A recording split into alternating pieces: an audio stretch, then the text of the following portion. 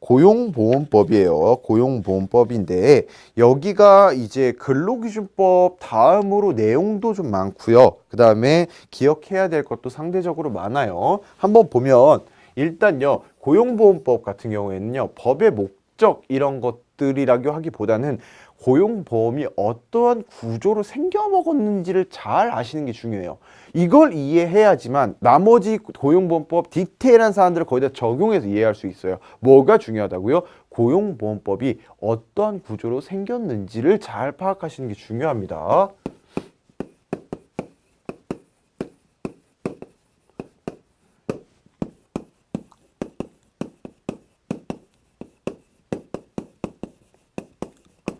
고용보험이니까 고용과 관련해서 여러 가지 문제들이 생겼을 때 이거를 보험료처럼 지급해주는 이런 형태의 사업일 거라고 유추하시죠.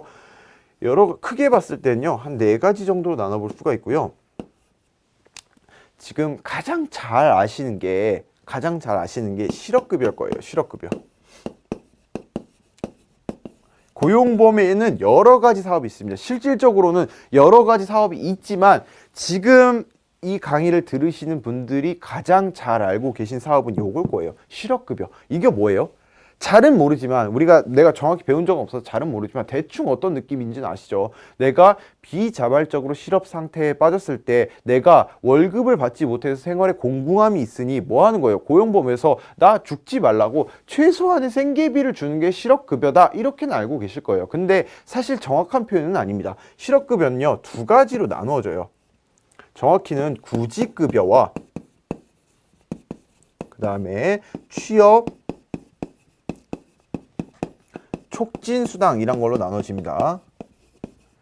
지금 실질적으로 제가 좀 전에 말씀드렸던 거, 내가 실업상태에 빠졌으니까 너 당장의 생계를 유지할 돈이 없지, 그러니까 우리가 보험금으로 돈을 줄게 라고 하는 부분이 바로 정말로 실질적으로 얘기하자면 구직급여가 정확한 표현이고요. 그게 구직급여예요. 네가 비자발적으로 실업상태에 빠졌으니까 국가에서 돈을 좀 줄게, 너의 생계비로 돈을 좀 줄게, 그러니까 빨리 좀 취업해줬으면 좋겠어 라고 얘기하는 게 바로 취업촉진수당이고, 그 2가지를 합쳐서 실업급여라고 얘기를 하는 거예요. 이 취업촉진수당은 또 종류가 나눠져요. 4가지로 나눠지는데, 광역구직활동비, 이주비, 조기재취업수당, 그 다음에 직업능력개발수당.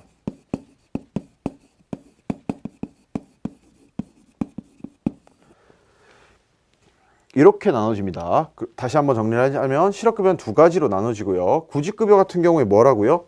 네가 비자발적으로 실업 상태에 빠졌으니까 네가 지금 돈이 없지, 월급을 못 받으니까, 그러니까 최소한의 생계를 유지하도록 우리가 돈을 줄게 라는 게 바로 구직급여고, 그러니까 너 최대한 노력해서 빨리 좀 취업해 라고 얘기하는 게 취업촉진수당이에요. 취업촉진수당 이렇게 4가지로 나눠지고, 기억하기 쉽게 이렇게 기억을 합니다. 보통 광주조직 이렇게 기억을 해요. 광주조직, 광주에 있는 조직입니다.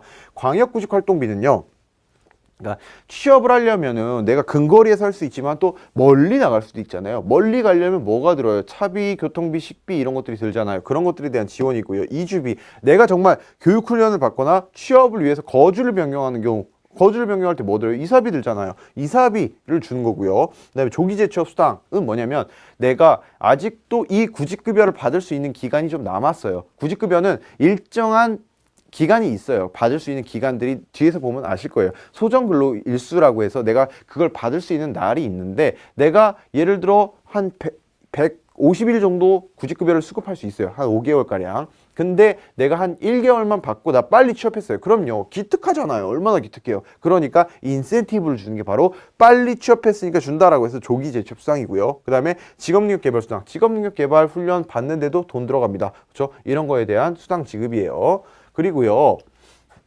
여기가 우리가 알고 있는 대표적인 사업들이고요. 그 다음에 고용보험은요, 이것뿐만 아니라 또 여러 가지 사업들을 합니다. 고용 안정사업이란 것도 합니다.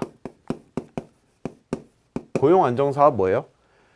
그러니까 말 그대로 내가 현재 실업자라고 한다면 나의 실업을 촉진시키기 위해서 여러 가지 지원금을 기업에게 주거나 내가 뭐 예를 들어 뭐 취약계층이다라고 했을 때 혹은 뭐 여러 가지 사안들이 있습니다. 뭐 북한 이탈 주민에 대한 지원, 한부모 가정에 대한 지원 이런 것들이 있는데 그렇게 취업이 취약한 계층을 고용해줬을 때 고마워 이러면서 이제 기업에게 지원금을 주거나 혹은 내가 현재 고용되어 있는 고령자예요. 근데 내가 고령인 이후로 고용이 흔들릴 수 있잖아요. 고용이 불안정할 수 있으니까 고용을 안정시켜주기 위해서 고령자를 고용해줘서 고마워 이러면서 뭐 장려금이냐 지원금을 주는 여러 가지 제도들이 있습니다. 이 고용 안정 사업에는요. 결국에는 근로자의 취업을 촉진시키거나 고용을 안정시켜주기 위해서 기업에게 지원금을 주는 여러 가지 사업입니다. 이게 그 다음에 또 하는 게 직업능력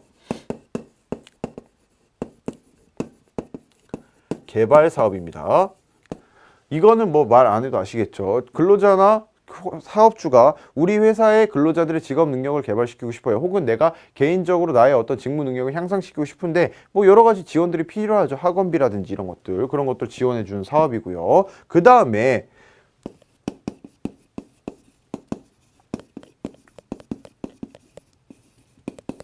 이런 것들도 있어요. 육아휴직 급여 등에 대한 지급 사업. 그러니까 우리 이전에 봤습니다. 육아휴직은 어디서 다루고 있어요? 이거 중요합니다. 남녀고평법에서 육아휴직에 대해서 얘기하고 있었습니다. 근데 육아휴직 급여에 대해서 따로 얘기를 한다? 라는 건 못 봤어요. 그렇죠? 육아휴직 급여 어디서 얘기하고 있어요? 정확히는요. 고용보험법에서 얘기를 하고 있어요. 그리고 육아휴직 급여뿐만 아니라 출산 전후 휴가 급여 같은 것들 있죠. 그런 것들도 다 어디서 다루고 있냐면 우리 고용보험법에서 그 지급에 대해서 실질적인 얘기를 하고 있어요. 그러니까 그런 것들은 다 어느 사업을 통해서 한다? 고용법을 통해서 진행이 되게 됩니다. 이게 고용보험법의 큰 구조예요. 이걸 잘 기억하셔야 됩니다. 이걸 토대로 해서 여기다 살을 붙여가면서 볼 건데 사실 실질적으로 봐야 될 건 여기예요. 여기. 됐습니다. 한번 보면요.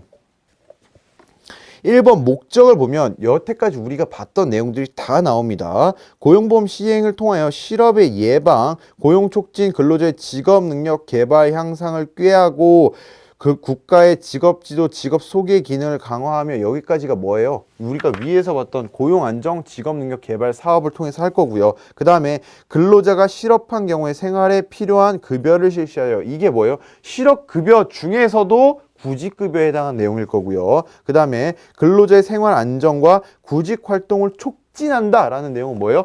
실업급여 중에서도 취업 촉진 수당에 해당하는 내용들일 겁니다. 그렇죠? 우리가 여태까지 봤던 내용들이 여기 다 들어가 있네요. 법의 목적 안에. 바로 한번 해결을 할 수가 있습니다. 됐고 2번 정의 피보험자 양가로 1번 피보험자란 아래에 해당하는 자를 말한다. 1번 고용보험 징수법에 따라 보험에 가입되거나 가입된 것으로 보는 근로자. 그리고 두 번째 자영업자인데 조금 이제 이상하다고 느끼시는 분도 있을 거예요.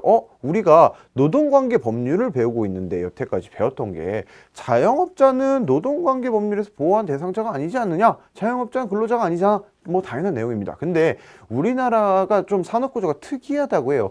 자영업자의 비율이 엄청나게 높고요. 다른 국가들에 비해서. 그리고 자영업자 비율이 높은데 비하여 그 사람들이 정말로 뭐 돈을 잘 벌고 이런 사람들이 아니라 영세 자영업자로 칭하는데 영세 자영업자들이 많은 게 우리나라 현실이라고 하고 그 영세 자영업자들도 뭐 5년 이내에 폐업할 확률이 80~90% 된다. 이렇게 얘기를 하죠. 그러다 보니까 워낙에 이 사람들 폐업해서 나중에 정말 이제 먹고 살기 공공해지는 경우가 많았어요. 해서 우리 고용보험법이요.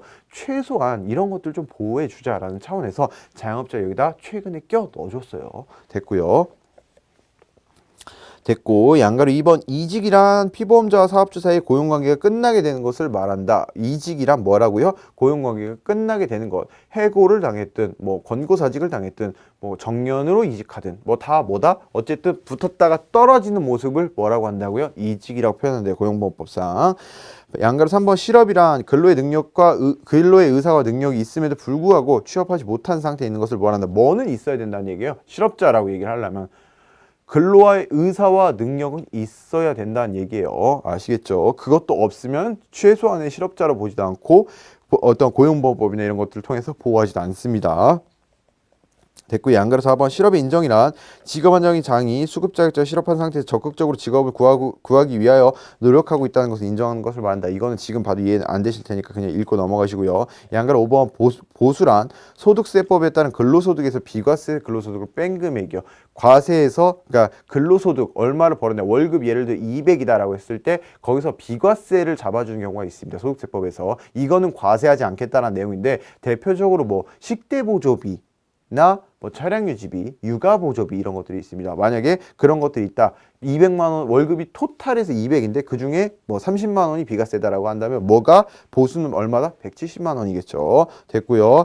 양가로 6번 일용 근로자란 동그라미요. 동그라미 6개월, 2개월 아닙니다. 1개월 미만 동안 고용되는 자를 일용 근로자라고 칭합니다. 됐고요. 3번 보험의 관장, 고용보험은 고용노동부 장관이 관장하도록 되어 있습니다. 4번 고용보험 사업의 종류요. 양가로 1번 고용보험의 목적을 이루기 위하여, 우리 이미 다 본 내용이에요. 이거 고용보험 여러 가지 사업을 하는데 고용안정사업 첫 번째, 두 번째 직업능력개발사업, 그 다음에 세 번째 실업급여 사업 하는데, 실업급여 사업은 뭐다? 실업급여는 두 가지로 나눠지고 구직급여와 우리 여기서 봤던 취업촉진수당으로 나누어진다. 이미 봤고요. 그 다음에 육아휴직 급여 등을 실시하게 됩니다. 양가로 2번 보험연도는 정부의 회계연도에 따르고 넘어오셔서 5번 국고의 부담이요. 양가로 1번 국가는 매년 고용보험의 사업에 드는 비용의 일부를 일반에게서 부담하여야 한다라고 되어 있고요. 그 다음에 양가로 2번 국가는 매년 예산 범위에서 고용보험 사업의 관리 운영에 드는 비용을 부담할 수 있다. 그러니까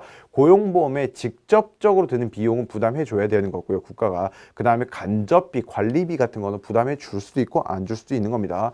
그러니까 실업급여 예산 같은 경우에는요, 늘상 부족하다라고 얘기를 많이 해요. 저 실업급여 예산 같은 경우에는. 그러니까 왜냐면 뭐 정말로 실업이 많아서 그럴 거라고 저는 개인적으로 생각하지 않습니다. 그러니까 뭐 실질적으로 받아야 되는 사람들 외에도 원래는 받지 못하는 사람인데 여러 가지 모의 등을 통해서 받는 부정수급자들이 많기 때문이라고 생각을 해요. 그런 부분 좀 어떻게 정책적으로 개선이 좀 됐으면 좋겠습니다. 됐고요.